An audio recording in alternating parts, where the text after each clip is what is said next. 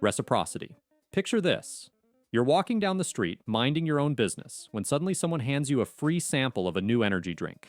You take a sip, it's not bad, and you think, well, I didn't plan on buying anything, but hey, they gave me this for free, so why not? That, my friend, is the power of reciprocity. It's that feeling of obligation we get when someone does something nice for us. This principle is the backbone of countless marketing strategies, where offering a freebie or a trial can often lead to a sale down the line. And it's not just in business. Reciprocity strengthens bonds in our personal relationships too. Ever had a friend do you a favor and you just knew you had to return it someday? That's reciprocity in action, fostering mutual trust and cooperation. Scarcity. You know that feeling when you see a sign that says limited time offer, and suddenly you feel the urge to buy whatever it is they're selling? That's the scarcity principle at work. It's the idea that we place more value on things that are rare or hard to come by. Whether it's a once-in-a-lifetime deal or a limited edition product, scarcity creates a sense of urgency that can make us act fast. Real estate agents are masters of scarcity, always reminding us how there's only one unit left, or how properties in this area are going fast. It's all about tapping into that fear of missing out and pushing us to make a decision before it's too late. Authority. Ever find yourself trusting the advice of an expert without even questioning it? That's the authority principle in action. We're wired to follow the lead of people we perceive as credible and knowledgeable. Think about doctors. You're more likely to trust and follow their medical advice because, well, they're the experts, right? In advertising, companies often use celebrities or industry experts to endorse their products, knowing that their authority will sway consumers' purchasing decisions. After all, if someone with expertise in a certain area says something is good, who are we to argue? Consistency. Once we commit to something, we feel a strong internal pressure to stick with it. Take the foot in the door technique, for example. Ever signed a petition for a cause and then found yourself donating money to that same cause a week later? That's consistency in action. By getting us to make small commitments, persuaders can increase the likelihood of us agreeing to larger ones later on. And it's not just about persuasion. Consistency plays a crucial role in building trust and reliability in our personal relationships too. When someone consistently follows through on their promises, it strengthens the bond between them and others. Social proof. Have you ever been unsure about whether to try a new restaurant, but then you see a long line of people waiting to get in, so you think, it must be good? That's social proof at work. It's the idea that we look to the actions and behaviors of others to guide our own decisions, especially in uncertain situations. Online reviews and ratings are a prime example of social proof in action. When we see that a product or service has high ratings and positive reviews, it reassures us that we're making the right choice. And in emergencies, the presence of bystanders can either encourage or discourage intervention, depending on whether others are taking action. Liking. Imagine you're browsing through your social media feed and you come across a post from your favorite celebrity endorsing a product. Suddenly, that product seems a whole lot more appealing, doesn't it? That's the liking principle in action. We're more likely to be influenced by people we know, like, and admire. In sales, building rapport with potential customers by finding common interests or similarities can increase the chances of them liking and trusting you. And in advertising, companies often use attractive models or familiar faces to endorse their products, capitalizing on our tendency to be swayed by people we admire or feel connected to. Commitment. Have you ever noticed how once you agree to something small, it's easier to say yes to bigger requests later on? That's the commitment principle at work. By getting us to make small initial commitments, persuaders increase the likelihood of us agreeing to larger ones down the line. Fundraising efforts often start with small requests, like signing a petition or wearing a wristband, to engage individuals and establish a connection to the cause. Once we've made these initial commitments, we're more likely to agree to larger requests to maintain consistency with our previous actions. It's all about starting small and building momentum toward bigger goals. Foot in the door technique. Ever find yourself agreeing to something you hadn't planned on simply because you've already said yes to something else? That's the foot in the door technique in action. It's a persuasion strategy where individuals are more likely to agree to a larger request after they've first agreed to a smaller one. Salespeople are masters of this technique, starting with a small request, like completing a brief survey, before moving on to a larger one, like scheduling a product demonstration or making a purchase. Once we've committed to the initial request, we feel a sense of obligation to follow through with the larger one. Door in the face technique. Imagine someone asks you to donate $100 to a charity, and you immediately say no. But then they follow up with a smaller request, like $20, and suddenly it seems much more reasonable in comparison. That's the door in the face technique in action. It involves starting with an unrealistic or overly demanding request, which is likely to be refused, followed by a more reasonable request. By making the second request seem more appealing or reasonable in comparison to the first, persuaders increase the chances of us agreeing to it. Charitable organizations often use this technique, starting with a large donation request before following up with a smaller, more manageable one, to increase donations and support for their cause. Anchoring. Ever notice how the first price you hear for something tends to stick in your mind, influencing your perception of its value? That's the anchoring principle at work. It's the cognitive bias where we rely heavily on the first piece of information we receive,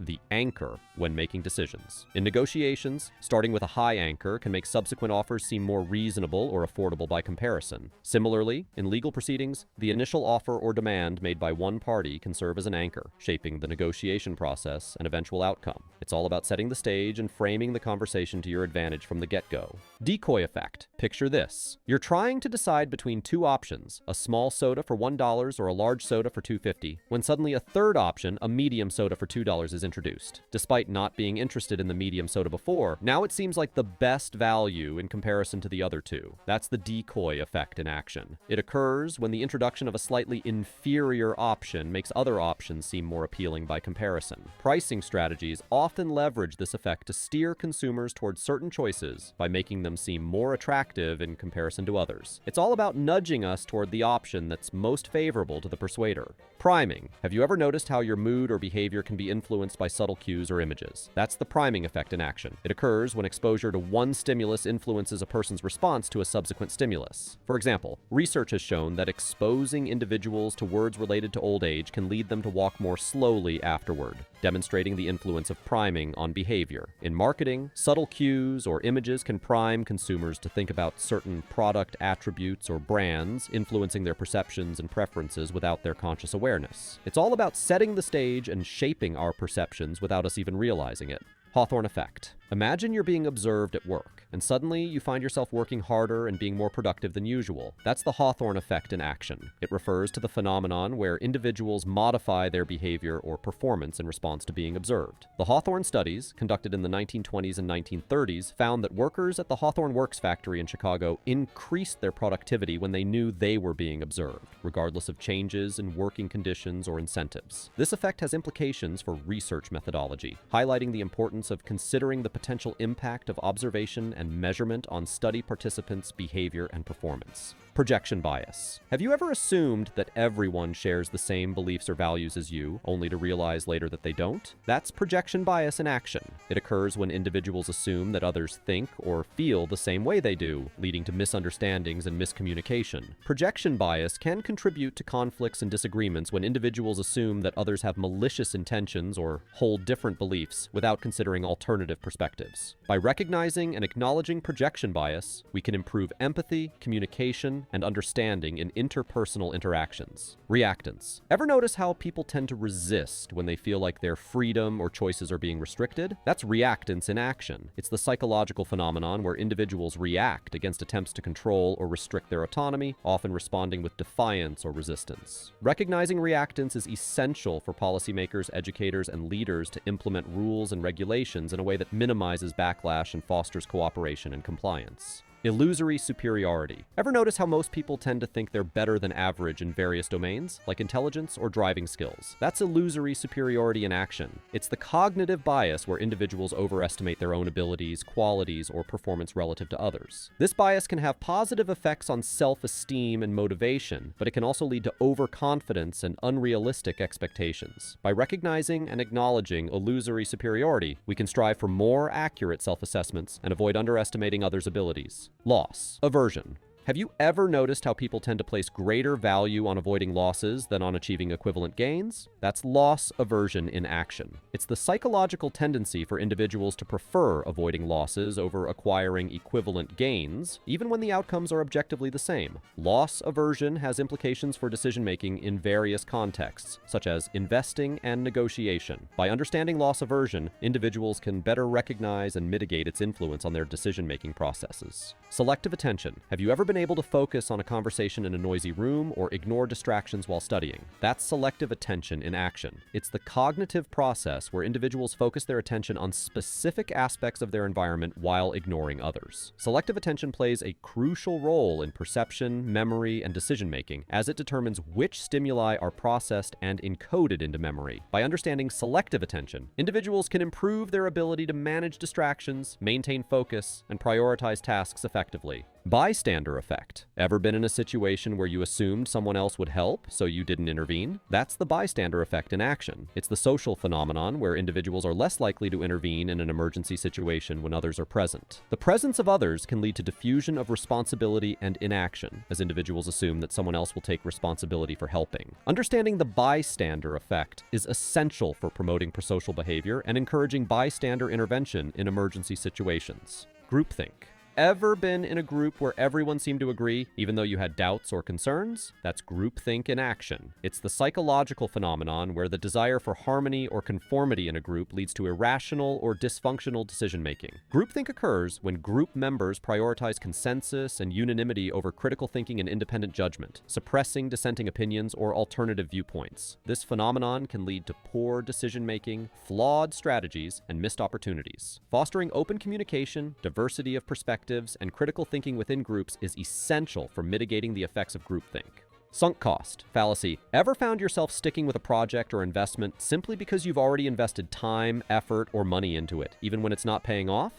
That's the sunk cost fallacy in action. It's the cognitive bias where individuals are reluctant to abandon a failing endeavor because of the resources they've already invested, even when the expected payoff is low or non-existent. The sunk cost fallacy can lead to irrational decision-making, as individuals prioritize past investments over future outcomes. Recency effect. Ever found yourself placing more importance on the most recent information you encountered, even if it's not necessarily the most relevant or significant? That's the recency effect in action. It's the cognitive bias where individuals are more likely to remember and prioritize the most recent information they encountered over earlier information when making judgments or decisions. The recency effect has implications for communication, persuasion, and memory, as it influences how information is perceived, interpreted, and remembered. Primacy effect. Ever noticed how you're more likely to remember the first few items on a list better than the ones in the middle or at the end? That's the primacy effect in action. It's the cognitive bias where individuals are more likely to remember information presented at the beginning of a list or sequence better than information presented later. The primacy effect highlights the importance of the initial presentation in shaping perceptions and memory, whether it's studying for an exam or listening to a persuasive speech. Emotional contagion.